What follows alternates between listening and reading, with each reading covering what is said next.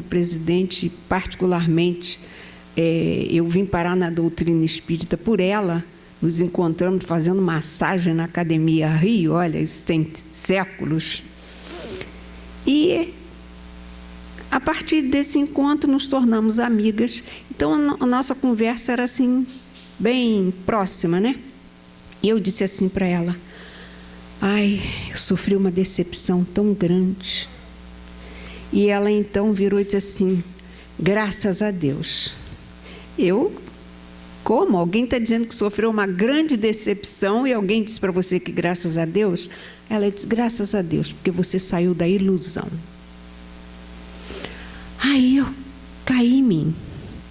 Gente, muitas dessas ingratidões que nós falamos e que nós criamos, elas são muito mais resultados das nossas ilusões que nós colocamos em alguém que não tem nada para dar, ou só tem aquilo.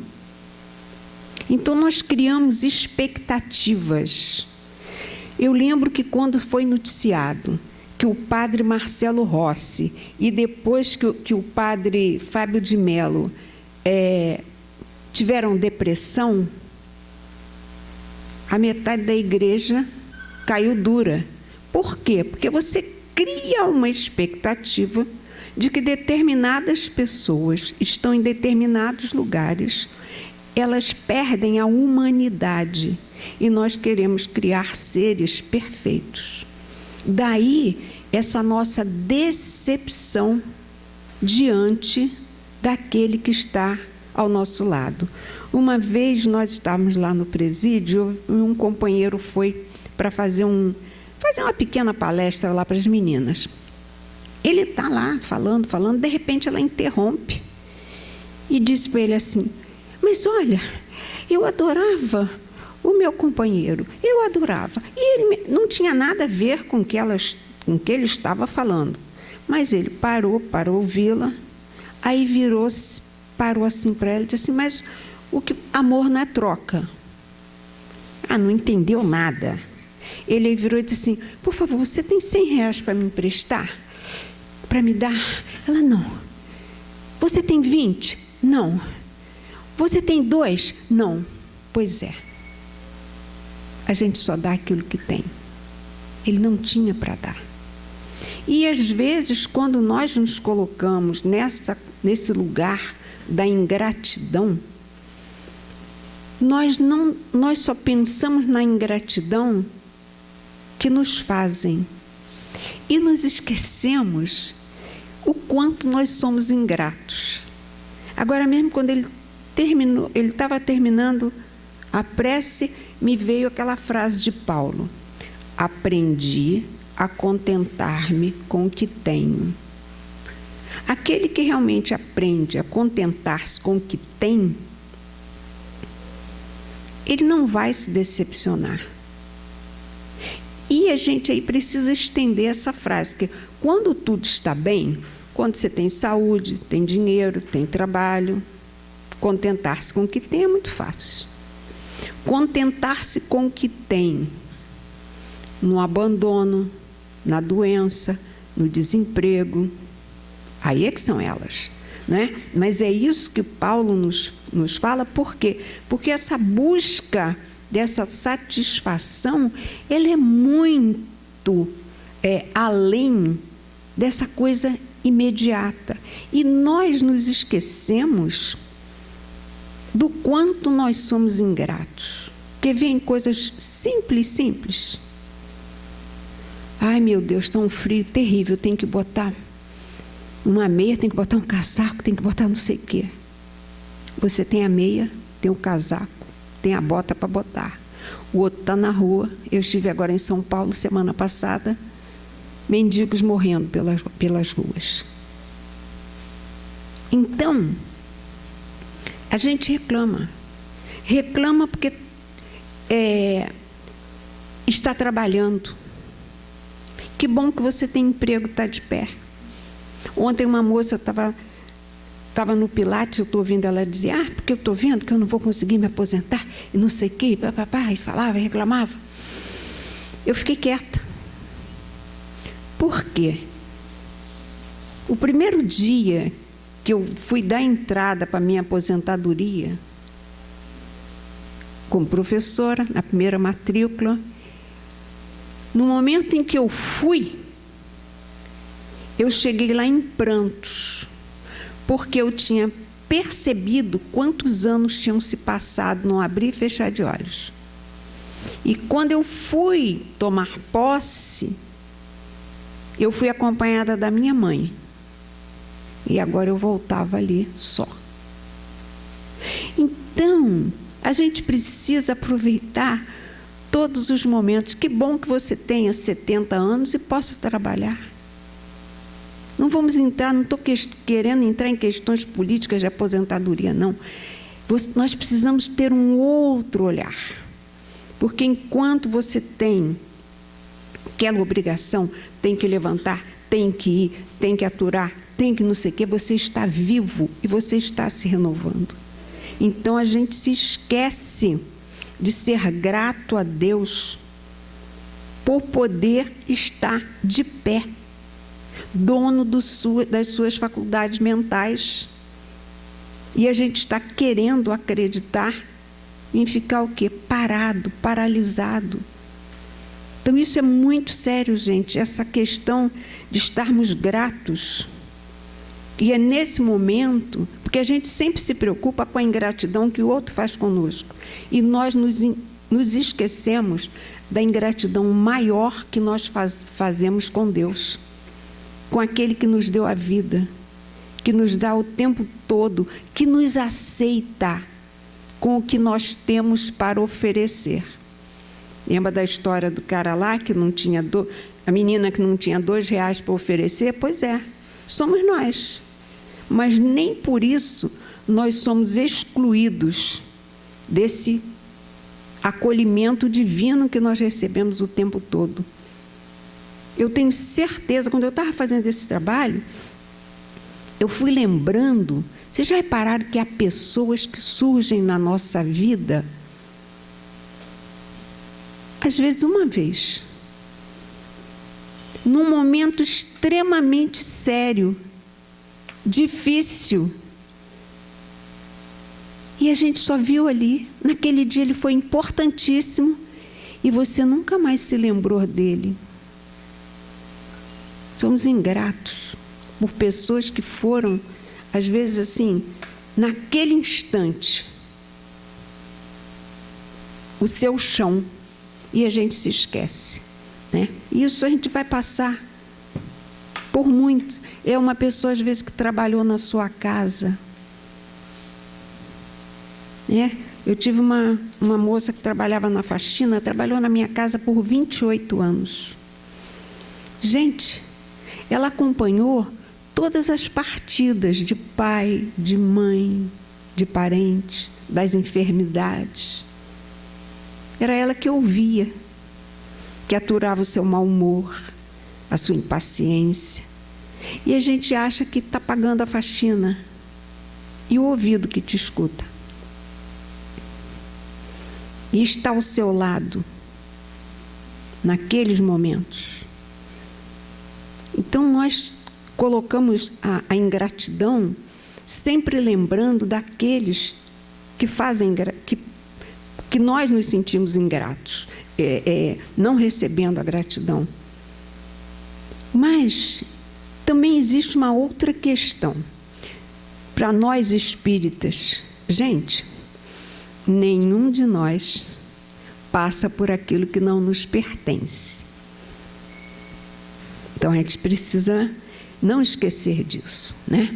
Nós vemos às vezes mães, pais, gente da família, seja lá quem for, um amigo, que fez tudo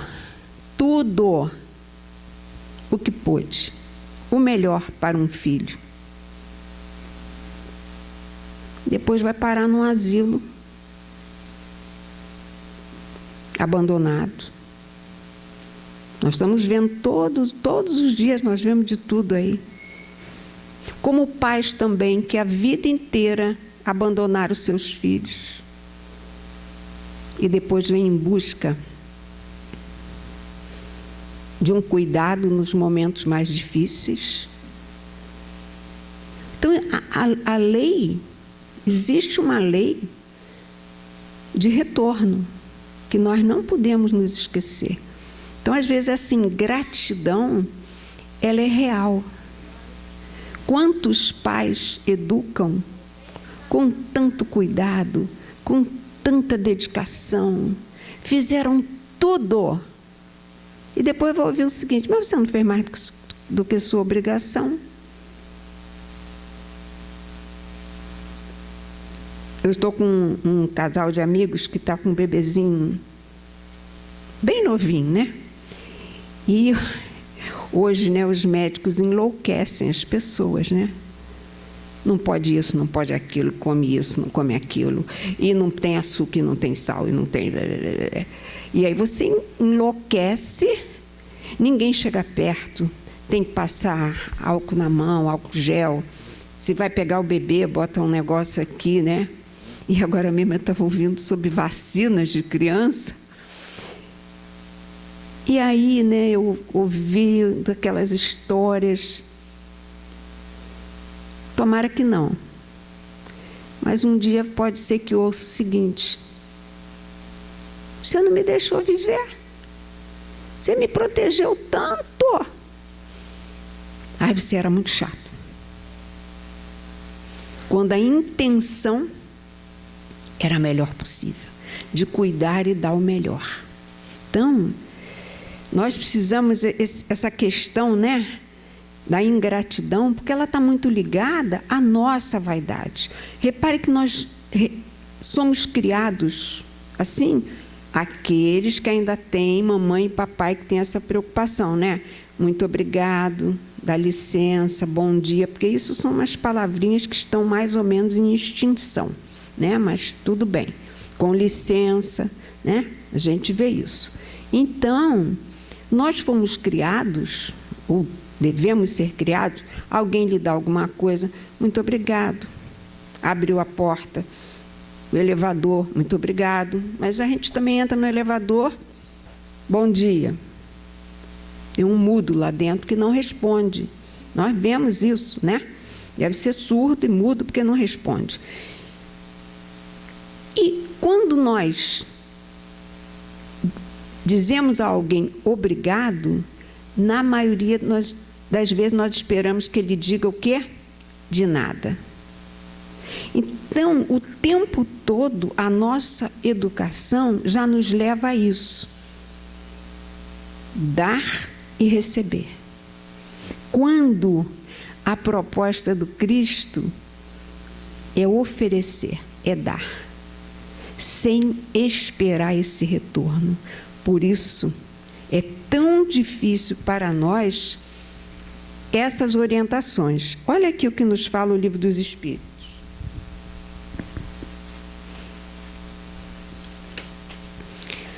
Para o homem de coração, olha só, as decepções oriundas da ingratidão e da fragilidade dos laços de amizade não são também uma fonte de amargura?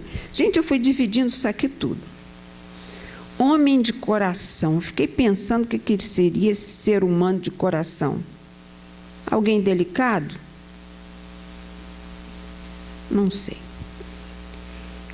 Oriundas da ingratidão, quer dizer, aquele que não é grato. Fragilidade dos laços de amizade. Ou se é amigo ou não é. Não existe laços frágeis de amizade. Não é amigo, você tem conhecidos. Eu tenho por hábito de dizer que eu tenho uma meia dúzia de 10 amigas. Amigas. Tenho vários companheiros dos quais eu tenho certeza. Hoje mesmo eu vi aqui nessa casa a companheira dizer o seguinte para mim: precisando de mim, você sabe onde eu estou. Nem por isso vivemos frequentando uma casa da outra. Isso existe um laço de amizade. né? Mas entre os nossos amigos, cada um tem uma característica. Eu tenho uma amiga que eu não posso reclamar com ela das minhas filhas, porque ela é tão minha amiga que ela vai ficar do meu lado. Tão do meu lado que vai ficar de mal com as minhas filhas. Você não pode fazer isso.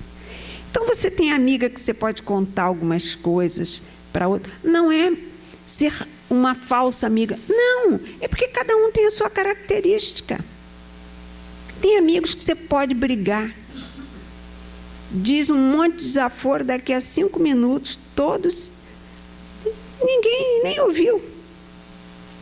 Mas nós temos que ter a sensibilidade de entender as características de cada uma. Uma das minhas amigas, essa que eu digo que eu não posso falar mal das minhas filhas, porque ela vai se tornar contra, gente, é amiga de mais de 50 anos. É aquela que esteve em todos os momentos. No dia do nascimento, na casa de saúde, foi aquela que te deu comida na boca, lá no hospital, tá? Que botou o cobertor porque você estava tremendo da anestesia, esteve nas festas de casamento, nascimento, em todos os enterros. Tem as suas esquisitices, sem sombra de dúvida. Mas o que é que nós temos que ver? É o que é maior, é o amor. É estar do teu lado, é te aceitar como você é. Ou será que nós achamos que nós somos uma perfeição? Possivelmente, se ela estivesse falando de mim, ela teria uma série de detalhes para comentar, né? Olha isso aqui. Ah, se isso não é fonte de amargura, né? Aí a resposta da espiritualidade é muito boa. São. Isso daí é. Alguém delicado, né? Fica logo amargurado. Porém, deveis lastimar os ingratos e infiéis, que serão muito mais infelizes do que vós. Gente, uma vez, vocês vão ver que eu sou fofoqueira, né? Eu fazia hidro e eu estou ouvindo a professora conversando com uma pessoa, falando o quê? Ela vivia com um rapaz, tinha engravidado, o neném tinha nascido, e a mãe do rapaz não aceitava de jeito nenhum esse relacionamento. E se negava a conhecer o neto. Era uma menina. Eu ouvi aquela história, ela reclamando que eu vou fazer isso, que eu vou fazer aquilo, bebê. Eu tenho mania de fazer cartas. Vocês estão vendo que é um século bem passado. E a carta na mão mesmo.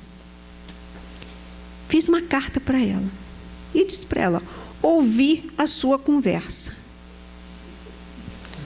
Ouvi, quer dizer, fofoqueira em dobro, né? Ouvi a sua conversa, quer dizer, fofoqueira emitida. Mas eu gostaria de que você pensasse no seguinte, olha só. Quem é que está perdendo? Me parece que é a avó. Ela está deixando de conviver com o bebezinho, de amar, de ser chamada de vó. Então, em lugar de você criar esse conflito, muito pelo contrário, leve, abra espaço. Gente, pouco tempo depois, ela leu e disse, você está com razão. Gente, em menos de 2 meses, a avó era a avó mais apaixonada por aquela neta. Porque é você que vai perder o que é que essa criança tinha no meio daquela confusão. Era confusão de adultos, era posição, era opinião, né? E, gente, Oscar Wilde tem uma frase no livro Retrato de Dorian Gray, que quando eu li, guardei isso para a minha vida. Não estou dizendo que eu use sempre, não. Estou muito velho para ter tantas certezas. E reparem que nós estamos vivendo num mundo de absoluta incerteza. Agora, quando eu vim para cá, tinha ali uma blitz,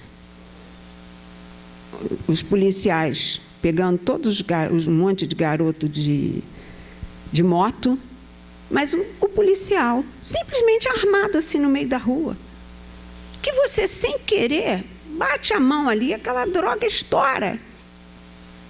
Como não tem bala perdida, a gente sabe, mas escuta aqui, nós estamos vivendo hoje assim. Hoje, antes de sair, minha filha: ô mãe, você está ouvindo o quê? O tiroteio que está aí? Quem mora por aqui, nós acordamos, isso todo dia. Então, nós estamos vivendo sem certeza absolutamente de nada. De nada. Hoje ainda está friozinho, é capaz de amanhã amanhecer 30 graus. Isso é o Rio de Janeiro. Aí um belo dia a gente acorda, 12 graus. Faz uma confusão, faz uma festa. Gente, então, está na hora da gente ficar mais maleável em relação a essas situações, né? Olha isso aqui. A ingratidão é filha do egoísmo, e o egoísta topará mais tarde com corações insensíveis, como o seu próprio o foi. A gente não percebe, né? Existe uma lei que é lei de retorno. Isso, às vezes, a gente pensa que vai retornar para o outro. Não, é com a gente mesmo. Com a gente mesmo. Eu talvez já tenha contado aqui uma história, essa não é fofoca dos outros não, porque essa foi minha mesmo. Eu tinha uma casa fora. E aquilo era o sonho nosso, né? Chegando às férias, dia 25, 6 de dezembro, íamos para lá. Quando foi um dia, tinha uma reunião de condomínio, porque havia uma pessoa que estava há 2 anos sem pagar o condomínio. Essa pessoa sensível, doce, virei e disse assim: mas eu vou perder a praia para ir para a reunião de condomínio? Isso é ridículo. Gente, se não pagou, bota na justiça. Uma coisa simples, né? Pagou, bota na justiça. 1 ano depois, eu descobri que o meu marido estava há 10 meses sem pagar o condomínio. E houve uma reunião de condomínio no meu prédio. E um dos companheiros, dos vizinhos, que era advogado, inclusive, disse o seguinte: bota na justiça. Quando a minha amiga, que foi à reunião, chegou e veio falar comigo, assim, muito aflita, gente, quando ela falou esta frase, bota na justiça, eu me vi naquele domingo, no Peró, me preparando para ir à praia. Estelei de justiça. Eu não perguntei se a pessoa tinha problema, se não estava podendo pagar, o que, nada. E isso nós fazemos em tudo, né? Matou, roubou, mata, prende. Nós estamos vivendo esse momento da absoluta violência, mas nós só pensamos na violência para o outro. Quando é conosco, tá aí me mandaram alguma coisa no Zap. Então, a pessoa contava, dentro da palestra, né, aquela situação daqueles rapazes aqui no Rio, né, que pararam na Barra da Tijuca, um carro zero, né, e espancaram uma moça que estava aguardando o ônibus, porque eles acharam que era uma prostituta. E quando alguém viu, conseguiu perseguir, eles foram pegos. Ao chegar para o delegado, foi mal, doutor. Eu pensei que era uma prostituta. Quer dizer, se fosse, podia apanhar. Isso somos nós. E o pai, depois, quando chegou, foi um engano. Eles só pensaram que ela era uma prostituta. E isso somos nós. Qual é a expressão que nós usamos? Ficamos sustentando esses vagabundos no presídio. Gente, isso é uma mentira. Os que têm direito a receber alguma coisa pagaram o INSS durante não sei quanto tempo para que tenha direito.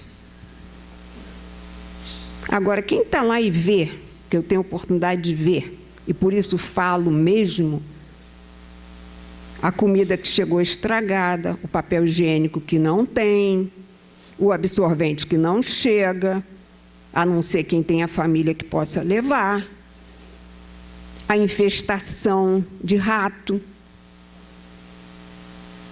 os colchões todo de espuma e tem lugares de palha, entendeu? Está lá, mas isso a gente não se importa. Isso não é comigo. Quando qualquer um pode parar num lugar desse. Aliás, vocês viram aquela moça que foi presa pela irmã, porque é o nome parecido.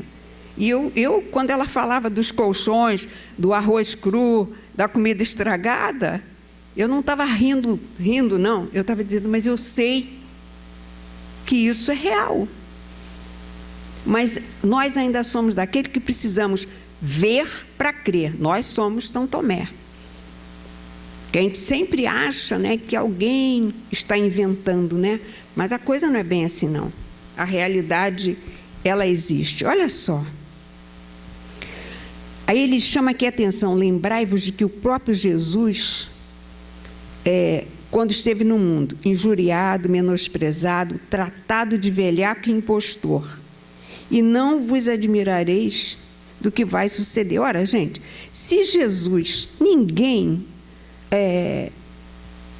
passou por tudo o que passou, gente, foi alguém que o tempo todo ele só fez servir. Nós não vemos em momento algum Jesus pedir nada, cobrar nada. Ele está sempre pronto. O que queres que eu te faça? Eu acho essa passagem de Jesus extraordinária. Reparem que quando nós nos aproximamos de alguém, principalmente para, aos nossos olhos, ajudar, nós queremos que ele receba aquilo que nós temos, que nós achamos que ele precisa. Gente, os programas de humor, não umas coisas horrorosas que a gente vê aí agora, que eu não gosto nem de citar nomes, porque é de arrepiar, né? Que alguém que se diga intelectualizado sente, e a única coisa que sabe falar é palavrão, né? Mas a gente precisa, às vezes, ver, até para ter essa noção de tudo que está à volta. Mas no outro dia eu estava assistindo um programa antigo, da Zorra Total, que é um trem. Então aparece um mendigo, uma mendiga lá toda, e ela fica pedindo as coisas. E normalmente alguém rebate o que ela pede. Mas aquilo é perfeito. O que ela pergunta é tipo assim, mas como se fosse assim, mas o que eu quero é isso, não é o que você quer me dar. Então, quase sempre, quando nós estamos na condição de ajudar alguém, nós queremos ajudar segundo a nossa visão, né? Outro dia alguém comentou, tinha um rapaz pedindo assim, parado na padaria e tal, se eu me arranjaria um pão? Aí ele disse assim, vou ver um cafezinho. Não, eu não quero. Aliás, ele pediu o café, o homem ofereceu também o pão. Ele disse, não, o que eu quero é só o café. E Jesus, ao perguntar para o cego, o que queres que eu te faça? O cego responde. O que para a nossa cabeça é? É lógico que o cego queria ver. O cego podia querer ficar rico. Nós é que achamos que ele... E ele diz o seguinte, que eu veja, ele não quer enxergar. Ver é muito maior do que enxergar. Só os poetas e os loucos e os cegos podem ver na escuridão. Eles vêm além, né? Então, era isso que ele queria. Nós vemos o tempo todo aqueles que se aproximaram de Jesus de uma forma muito ingrata. Há uma passagem que ele cura um paralítico e depois Jesus fica assim entristecido e os apóstolos perguntam: mas Senhor, por que o Senhor está triste? Porque ele saiu daqui para comemorar numa taberna. Ele não estava arrependido do que ele fez, mas Jesus se entristecia em saber o quê? Voltará a enfermar. Que era isso que ele dizia: vai e não peques mais. Para que a gente não repita. Aquela outra passagem também, que eu não sei se eu estou atrapalhada, são acho que os 10 cegos que ele cura. Apenas um volta para agradecer. E se nós pararmos e pensarmos no nosso dia a dia, da hora que nós acordamos, a hora que nós vamos nos deitar, de quantas situações nós somos livrados, essa expressão que os nossos irmãos evangélicos gostam de usar, o livramento, né? De quantas coisas. Agora mesmo, vendo esse programa da vacina, gente, era um troço absurdo. O número de vírus que nós todos estamos expostos o tempo inteiro. É uma coisa assustadora que é melhor a gente nem ouvir. Eu nem guardei. É uma coisa absurda. Nem por isso estamos todos adoecendo. Não dava nem. Se 10 daqueles nos atacassem, nós já tínhamos desencarnado. Então, veja bem, nós levantamos, nós andamos, nós podemos tomar um banho. Quantas pessoas estão dependendo de alguém que venha, que lhe tire uma fralda, que lhe dê um banho? E nós nos esquecemos. Nós somos uns filhos muito ingratos dessa terra. A gente anda aí, olha um muro qualquer, a gente vê que furou aquele muro e nasceu uma planta. Já disseram isso lá no início da história, né? Na carta de Pero Vaz Caminha. Aqui, em se plantando, tudo dá. Não precisa nem plantar, porque dá. E a gente não agradece. Outro dia eu fiquei pensando, né? Eu fui a uma feira lá em São Paulo, aí tinha um monte de coisa de Minas, doce, aquelas coisas horrorosas. Para quem é diabético, né? É um prazer enorme, aquilo tudo, só olhar. Eu fiquei pensando, eu ainda vou fazer isso, eu vou pegar um mapa do Brasil, vou pegar a França, vou pegar a Itália e Portugal, só os 3, não quero mais do que isso não. Vou desenhar no Brasil e vou contar quantas Franças eu tenho, né? Quantos Portugal, vou contar isso. Porque a gente fala da culinária francesa, gente, por melhor que seja, aquilo é desse tamanho. Aí você pensa no Brasil. Pensa em toda a culinária que existe no Brasil. De Minas, São Paulo, Bahia, Pará. Vamos embora andando isso aí. Né? Olha só. E a gente fica tão feliz. Eu vi lá nesse negócio de Minas, eu não sei quantos tipos de queijo. Aí você só conhece o queijo que presta, o queijo francês. Aí nós temos que nos lembrar do nosso querido, que dizia o seguinte: nosso complexo de vira-lata. Né? A gente traz ainda essa colonização, essa questão dessa inferioridade, e nós nos esquecemos do potencial que nós temos. Em tudo. Está aí na natureza. Em tudo. Temos os nossos débitos, sem sombra de dúvida. Temos nossos defeitos? Temos. Agora, só nós vamos poder consertar isso. Isso é um trabalho interior, né? De cada um de nós. Olha lá, gente. A ingratidão é uma prova para a nossa perseverança na prática do bem.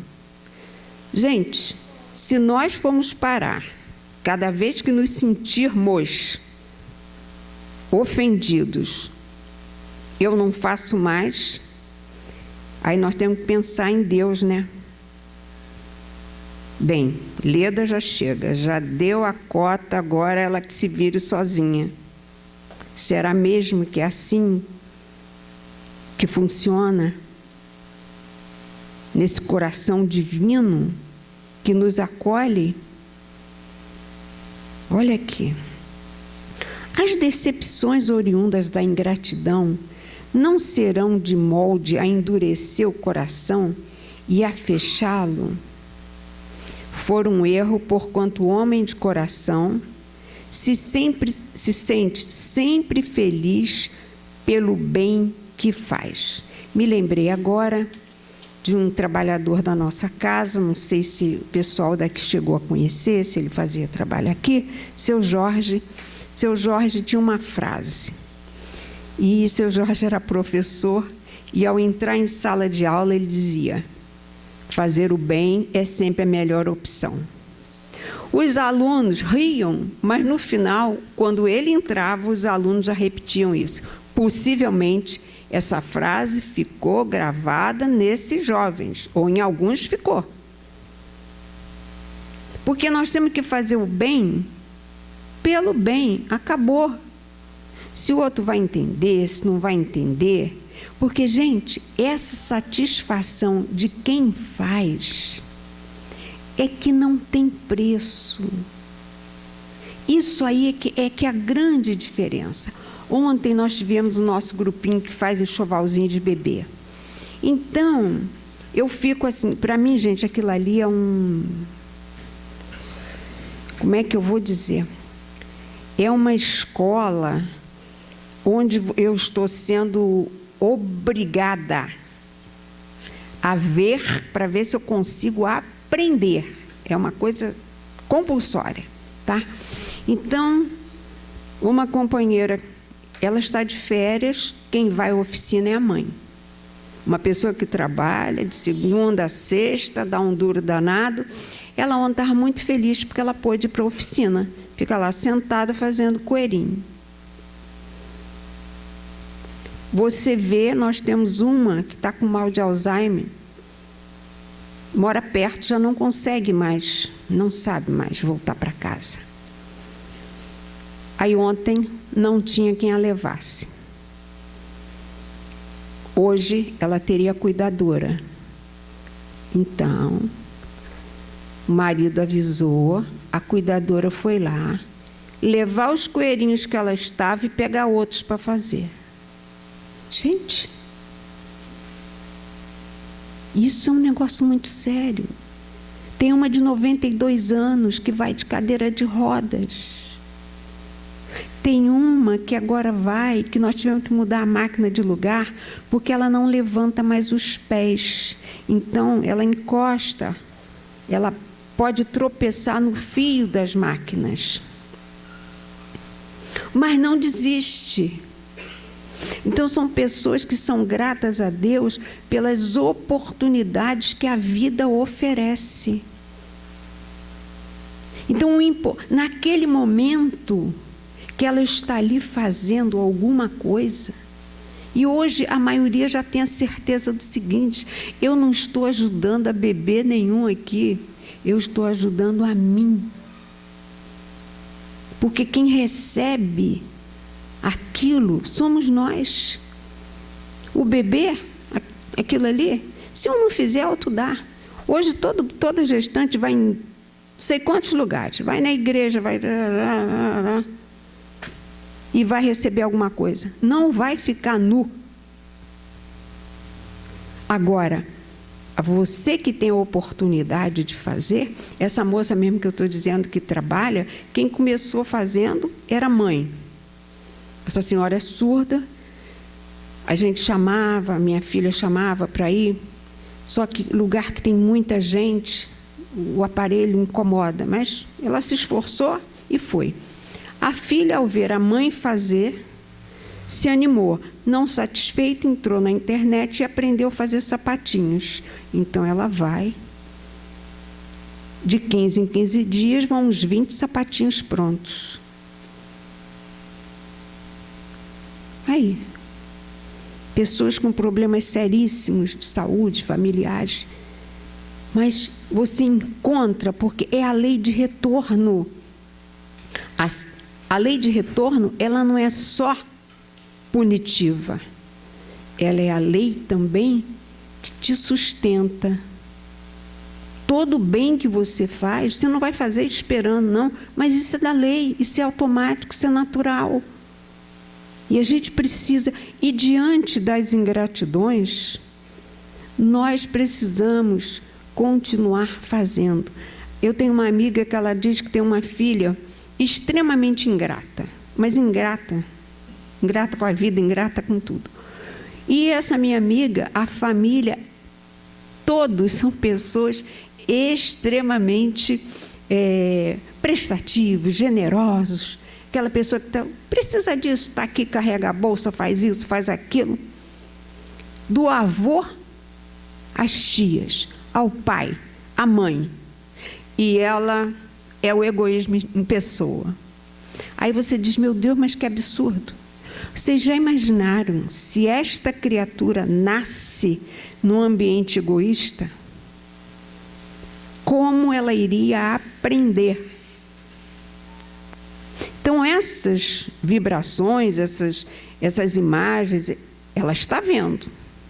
Seu espírito vai percebendo. Chegará um momento, nessa ou depois, que ela possa entender. Então, às vezes, a gente usa essa expressão, não é possível, essa criatura não é dessa família. Parece... Não, ele precisa estar ali para aprender. Né? Então, isso é, às vezes, um grande desafio. Olha só, fechando aqui, ele diz aqui, a natureza deu ao homem a necessidade de amar e de ser amado. Um dos maiores prazeres que lhe são concedidos na terra é o de encontrar corações com que o seu simpatize. Dá-lhe ela, assim, as primícias da felicidade que o aguarda no mundo dos espíritos perfeitos, onde tudo é amor e benignidade. Desse gozo está excluído o egoísta. Gente, nós vamos... A proposta nossa é a felicidade. Ninguém nasceu para ser infeliz. Mas aqui ainda estamos em momentos de grandes desafios. A vivência nossa aqui ainda é desafio. Você, às vezes, tem um trabalho ótimo, tem ótima saúde. Todos nós, não existe um de nós aqui que não tenhamos uma pedrinha no sapato. Todos nós temos. Mas nós também temos a oportunidade de compreender essas dificuldades. Quando eu conto para vocês essas histórias da oficina, o que é que eu descobri? Eu acho que nessa vida eu vim para aprender a conviver. É o desafio. Então, em todos os meus trabalhos, eu sempre estive como professora. 30 anos dando aula. Conviver com jovens, com os colegas, cada um com seu jeito. Aí. O professor tem esse... Porque ele precisa estar pronto para levar para todos. Lá. Será que a gente ama e são simpáticos a todos? Não, são espíritos que estão ali, né? Todos os trabalhos que eu me meti na minha vida, encontro de casais com Cristo, da Igreja Católica, conviver com um monte de gente. Entra para a doutrina espírita, trabalhar na casa espírita. Como diz uma amiga minha, haja gente perturbada, né? Ô, gentezinha perturbada. Aqui não tem nenhum anjo. Nós somos os trabalhadores da última hora e trazendo grandes desafios. Então, em todo lugar. Né? E aí lá a oficina, cada uma. Mas Deus foi muito bom. Esse trabalho tem 23 anos. Algumas estão desde o início. Então, nós fomos envelhecendo juntas. Então, eu fiquei chata, mais surda, mais implicante, igual a todas. Então, a gente consegue entender, né? Aí a gente vai aparando, né, essas arestas. E de uma forma mais tranquila. Poderia ter sido muito pior. Então, no mínimo, estou convivendo ali com aquelas pessoas em alguma coisa que é legal. Então, no final, as rabugices, fica tudo por ali. E sonhando para voltar daqui a 15 dias. Então, reparem como a espiritualidade nos ajuda, né, a aprender algumas coisas, né? Viver, já nos diz Graciliano Ramos, é muito perigoso, né? E o Chico Anísio dizia, né, que conviver, ele falava isso por causa dos 5 casamentos, né? Conviver é a arte de renunciar. Então, há momentos que você tem que renunciar das suas verdades, da sua postura, né? Do seu eu sou o melhor e o maior, né?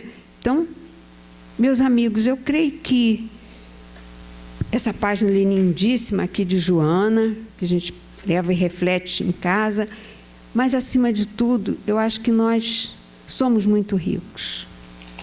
Quem encontrou a doutrina espírita tem um compromisso muito grande, porque recebeu um manual, né? Fácil de seguir, não. Mas a casa espírita, ela tem uma característica, por isso ela se chama casa. Casa é onde está a família. Onde está a família é que está o desafio. Mas é ali mesmo que a gente aprende a conviver, né? Me dou mais com esse. Na nossa família, a gente simpatiza, gosta mais do irmão do que do outro. Aquela tia é muito chata, mas a outra é muito legal. Nem por isso nós deixamos de conviver. Então, nós temos essa doutrina que está aí, nos amparando, nos oferecendo o tempo todo oportunidades, sem condenação. Não há pena eterna. E a cada dia nós recebemos, a cada dia que nós nos levantamos, nós temos a oportunidade de um recomeço. Muita paz a todos, graças a Deus.